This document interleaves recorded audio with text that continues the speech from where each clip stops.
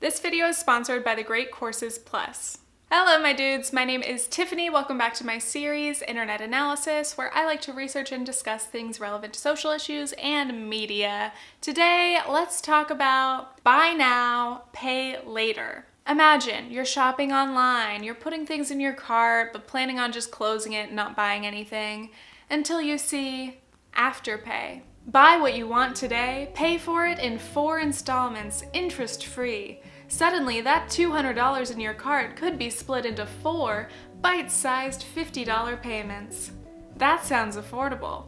Afterpay, Klarna, Affirm, Quadpay, there are a lot of these installment plan type of companies popping up, and they've become very popular, especially with online and in-store clothing shopping. And at first, these services seem really helpful. Let's say that you need an outfit for an event, but you don't get paid for a few days.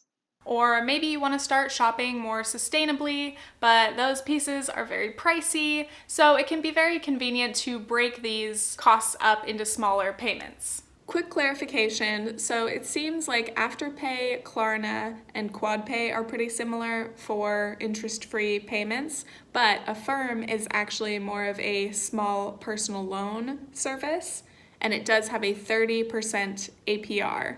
So the one time that I have used Afterpay was when I spent about $140 on Girlfriend. I could have paid for it outright, but for some reason I wanted to try out Afterpay. It sounded tempting to pay $35 at a time. But every time the payments came out, I found myself getting annoyed and I just wanted it to be over. It felt like it took so long to pay it off. So personally, I'm not interested in using it anymore. I do try to limit my clothing shopping anyway, but if there's anything I need to buy, I would rather just buy it outright or not buy it at all. But lately I've been thinking about this concept, buy now, pay later. It's not new, it's been around for forever, but I feel like I've seen it advertised a lot more recently, especially to young people. I love Afterpay because now I can get the things that I want when I want them. When I first heard of Afterpay, my first thought was, if you can't afford it today, but you'll get paid in a few weeks or whatever, why not just use a credit card? I think credit cards are good for that I get paid in a few days kind of situation. I've actually had credit cards since I was 18, but I think I forget that most millennials or Gen Zers don't actually use credit cards or don't want to. But also, I only recently paid off my $10,000 in credit card debt, so I do understand the fear of overspending and racking up a balance that you can't pay off. I think that's the reason that a lot of young adults these days stray away from credit. We grew up during the recession and we're just scared of getting ourselves into debt. So sometimes it's just a matter of choice, preferring not to have a credit card, not to tempt yourself in that way. But also some people are unable to get a credit card. Maybe they have a low credit score and they can't get approved for one. So in this situation, it is nice that they do have another option in paying for something over time without interest. So services like Afterpay do seem like a nice alternative, but I do think that they can also encourage those same behaviors and similar problems as credit cards. You get the satisfaction of having something immediately, weeks before you have to pay for it, and you don't see the money leave your checking account right away, so it doesn't really feel like you're spending money. Let's discuss the psychology of buy now, pay later and why it is so appealing. I think a lot of us grew up watching those infomercials that were pay just 4 easy payments of $19.99. And I think it comes down to smaller number is better than bigger number. I waste time, say lot word when few word do trick. It's funny how our brains can trick us into believing that it's different even though it's essentially the same thing. But also I think a big factor in this is instant gratification. With payment plans, you can afford to shop more or buy expensive things. As one Afterpay reviewer put it, goodbye money, hello full closet. Consumerism in fashion and beauty is huge. We want to keep up with trends. We are enticed by these designer drops, especially when they have limited edition items. You have Kylie Cosmetics, you have Skims, you have Fenty everything. To keep up with these trends, we have to buy things immediately, because if we wait, they're just going to become old news. And this is where companies like Afterpay come in. You're looking at your cart, and in that instant, the clothes and products that seemed out of reach suddenly feel affordable. Basically, these companies are tricking us into buying more expensive things. Instead of looking at that big sticker price, just pay attention to that small amount you'll pay every 2 weeks. Like, I wouldn't spend $100 on a pallet, but I will gladly spend $25 4 times. As Afterpay says, we do what we can to keep our customers super stylish and up to date with the latest trends. Ironically, by the time you end up paying off your fast fashion haul, those clothes might already be out of style. Time to buy more. Specifically, payment plan services encourage overspending and overconsumption on fashion and beauty products. According to this Australian survey, over 60% of users reported that they primarily use Afterpay for clothing. 64% said that smaller, spaced-out payments influenced them to make purchases they wouldn't have normally made had they been upfront single transactions. 65% said they typically had 1 to 2 Afterpay payments per month, while 29.3% admitted that they had as many as 3 to 5 on the go at once. But as long as you have a clear, planned out budget, it's very easy to keep track of these expenses. Your paycheck comes in on the 15th and the 30th, your Afterpay payment is $60.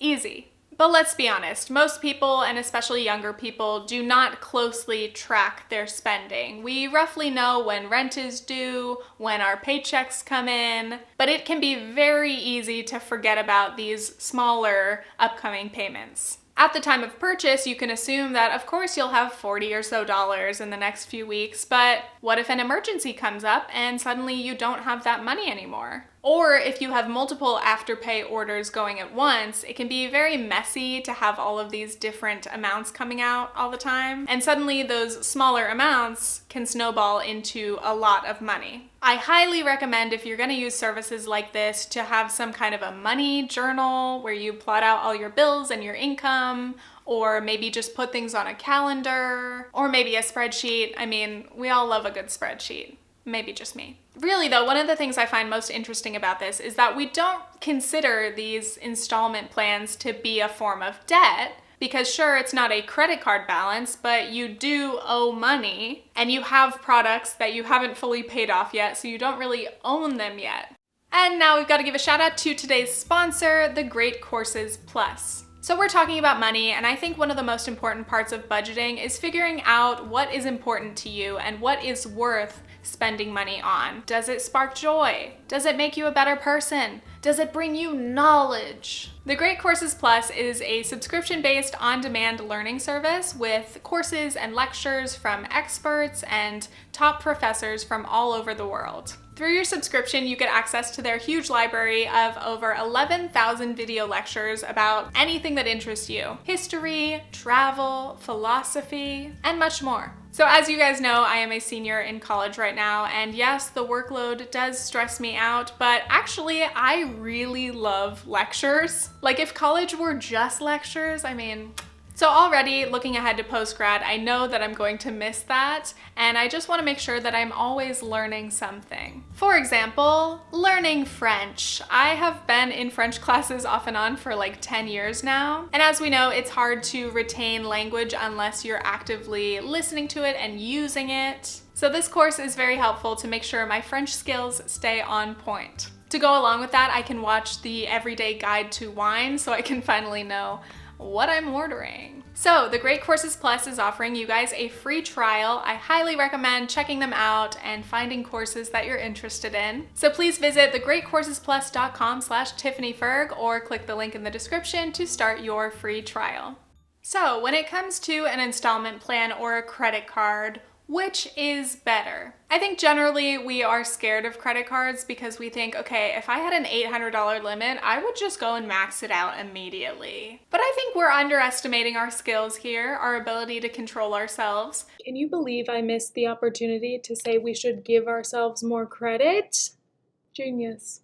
But if you know yourself to be a big shopper, I would say maybe be careful with credit cards. So installment plans can be a safer option for people who kind of want more control and don't trust themselves with a credit card, because you have to be approved for your purchases every time, and each platform has a specific limit on what they will approve you for. So that does kind of prevent you from buying too much, but also you might be approved for more than you could actually afford. So you need to use your own judgment. I'm actually a big fan of credit cards. I know, again, despite my history with my debt, I've paid it off, I've learned.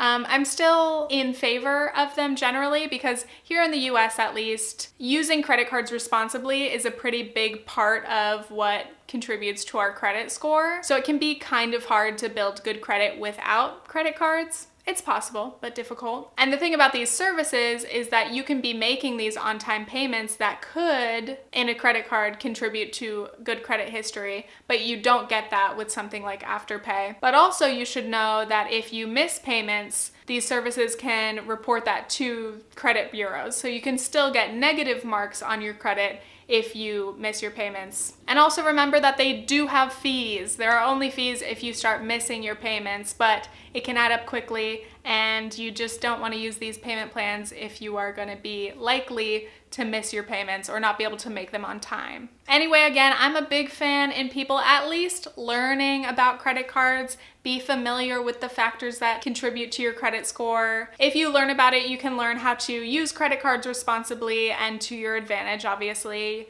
There are some benefits. You can earn points and you can get a nice credit score. My score is fantastic. I am bragging. I've worked hard to earn this. And obviously now that I've paid my credit card debt off, I pay my balances in full every month. It's a great feeling. Credit and consumerism. So there are obvious benefits to having access to things like installment plans or credit. Many of us are financially insecure and we have tight budgets, so the option to have smaller payments can be life-saving, especially in emergency situations. And of course, installment plans are very helpful for big purchases like furniture or appliances, and then we have loans for cars, and we have mortgages if you're lucky enough to be able to buy a home. But again, no matter what you're doing, you need to factor these things into your budget, and you need to have a budget. You need to know what your income is and what you're spending. Again, I'm a big budget nerd now, but it is so important because there's no way that you can responsibly manage your money without having a clear vision of what is going on and where it's going. Living above our means. Americans in general tend to live above our means. We spend more money than we make, and that means that we rely on credit and putting ourselves in debt in order to maintain our lifestyles. And debt is so normalized. All kinds of debt, credit card debt, student loan debt, medical debt. And of course, there are a lot of systemic issues that contribute to certain types of debt, medical debt and student debt especially. And of course, it makes sense that a lot of people would go into debt when they are struggling financially. So I don't blame people, but there certainly are certain types of debt and certain situations where it's not a problem of not making enough money, but just spending too much money. You could be rich and blow all your money. But anyway, in this last segment, I just wanted to talk about why, or some ways in which debt has become normalized in American society, because it's fascinating and I've learned about it recently in my classes, so I wanted to share the knowledge. Hope it's interesting. So first, cars. This is something that fascinates me. The most common loan term currently is 72 months, with an 84-month loan not too far behind. 10 years ago, the most common new car loan term was 60 months. 72 months is 6 years. So people are getting these long 6-year loan terms for their cars. Obviously, a longer loan term can help to lower your monthly payment, which makes it seem affordable. But obviously, in the long run, you're going to end up paying more in interest. And by the time you pay your car off in 6 years, it's going to be old. 6 years older than it was. By the way, no shade to old cars. I think it's smart to buy a used car in the first place. And my first car was like 16 years old by the time I paid it off. But let's say you're buying a car that's already 4 years old, you're using a 6-year term. By the time you pay it off, it's 10 years old. Alexa, don't listen to me. Alexa, stop.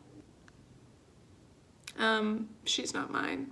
I'm just saying, worst case scenario, you might pay off your car, it's 10 years old or something, and then before you even pay it off, it might already have problems. I don't know. I live in New York City now, I know nothing about cars. And this is where I think we really need to reconsider what it means to be able to afford something. You know, you can choose to buy a newer, more expensive car and have a long loan term, or you can choose to buy a less expensive car, have a shorter loan term, and pay more monthly, but be able to pay it off sooner. And what about smartphones, dude? iPhones and other expensive phones, we are so used to installment plans for these. Oh, you can get the brand new iPhone for $30 a month. Wow. Great. And then your phone company's like, hey, it's been 12 months. You want to upgrade? The new phone's coming out. So then you upgrade and you trade it in and you get way less value for what you have paid for it. And then you have a brand new phone with a new installment plan and you owe $1,000 again and you never actually own your phone. There are a lot of problems that come with us upgrading our phones every year. It's just unnecessary. But financially, it is a big, big drain, and it's part of our budget that we kind of forget about or we get used to. But if you think about it, it's pretty wild. So this last part is a little bit more historical. But basically, we have been taught and encouraged to live beyond our means. This is a very brief summary, but basically in the 20s, we were living it up. 100 years ago, baby. The last time things were good. No, that's not true. New technologies led to increased wages. Increased productivity meant more products for consumers. Lower income tax rates meant more income for American consumers to spend. Easily available credit allowed consumers to spend beyond their means. And higher tariffs on imports led to increased profits for American firms. Despite increased wages, most consumers spent beyond their means to fuel consumerism. Installment plans advertised a buy now, pay later approach. Buyers could put a small portion down and pay back loans over time at a very low interest rate. People were living up. They were spending, they were making risky investments, and then obviously we had the Depression. And in that era, obviously, people couldn't afford to be anything but very careful and spend, you know, the least amount as possible. And then around the 50s, we had this post-war recovery period where we were trying to fix our economy. People had discretionary spending for the first time. What are we gonna spend all this money on? Increased consumerism, baby. You buy all the new mass-produced goodies. The commercials selling you products from automobiles to hula hoops, all suggesting that you're entitled to it, that you should treat yourself, that it's yours for the asking, for the paying, for the down payment. All of it to suggest that this was a country of great wealth, of material plenty, and that you can participate in it. Treat yourself. Buy your wife a new washing machine. Buy a new TV. You gotta have a TV. You move to the suburbs, you get a mortgage, and then you need a car. And in this time, families spending money was considered to be a way to help the country. You're stimulating the economy, you're participating in the economy. Spending money is patriotic. And that's capitalism, baby. Really though, I think it's very interesting to think back to the 50s and everything that's happened since, especially in the US, but worldwide, this is a common thing, or it's becoming more common for people to get used to overspending. I know it tends to be a problem in Australia, it can be a problem in the UK.